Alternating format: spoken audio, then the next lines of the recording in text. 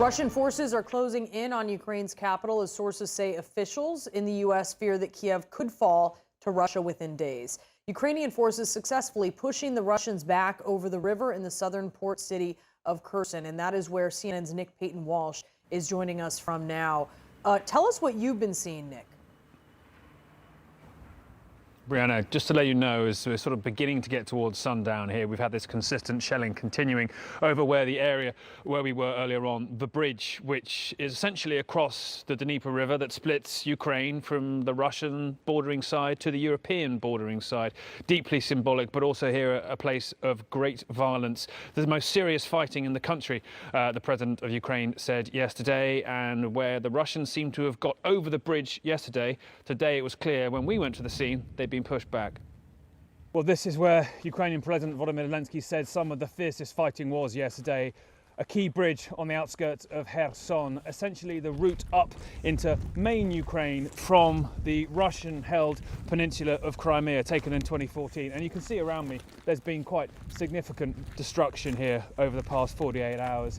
That building clearly took a direct hit, presumably from some of the airstrikes we've been hearing. And this town, it's fair to say, is terrified. They turned their lights off last night. We saw hotels plunging themselves into darkness, children asking what's happening, low-flying aircraft coming in, and the distant boom of airstrikes, intermittent small arms fire as well. I was told of dead bodies brought out from here. We've seen two. One man unfortunately left just in the middle of the road there. But the damage is pretty significant here, and we keep walking up towards this petrol station. You see the sort of bizarre local landmarks that end up being the focus of fighting, and it's clear the Ukrainian army made a significant stand here and took quite a lot of certainly damage to their vehicles, possibly military as well. Well, things seem to have been left off and where the Ukrainian forces' last positions were. They are a little bit further away from here. We don't give specifics when we're around them, but clearly there's been impact of shells nearby. That, I think, is part of a military guy's t-shirt, and still some artillery shells lying on the site here, unused.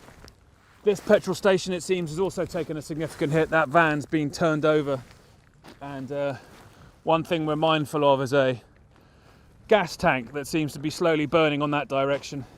What's extraordinary to see here is how fast civilian life returns back to this area. That's desperation. That's not people thinking it's safe. They're trying to get over to see people they care about, do what they need to do each day.